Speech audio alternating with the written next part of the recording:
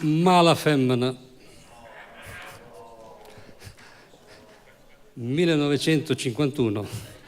Testo e musica di Antonio De Curtis, ovvero Totò. Ci sono idee contrastanti su chi fosse la donna menzionata da Totò, per cui non entriamo in merito. Ah, sembra, non si sa. Sì.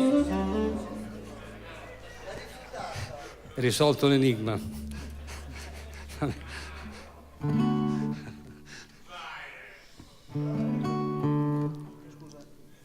Sì.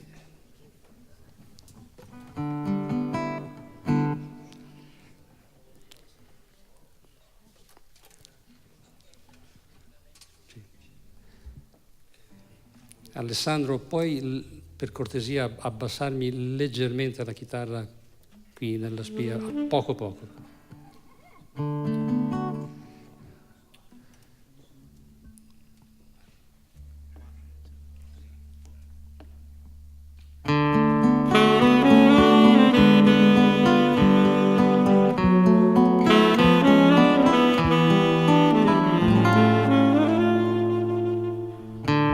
Se avessi fatta nata che ha fatta a me, stom t'avesse accisa e vuoi sapere perché? Perché in coppa sta terra femmina come a te non c'è una sta penoma onesta come a me. Femmina,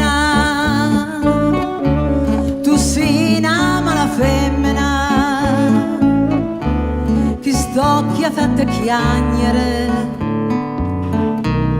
lacrime infamità. Femmina, tu sei peggio una vipera,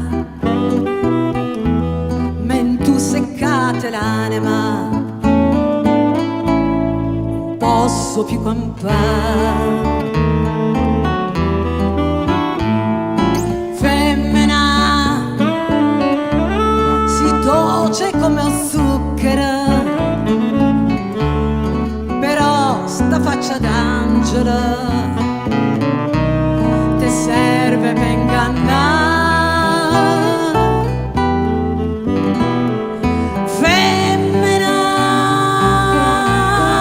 Sia più bella femmina, te voglio bene t'odio, che possa scordare.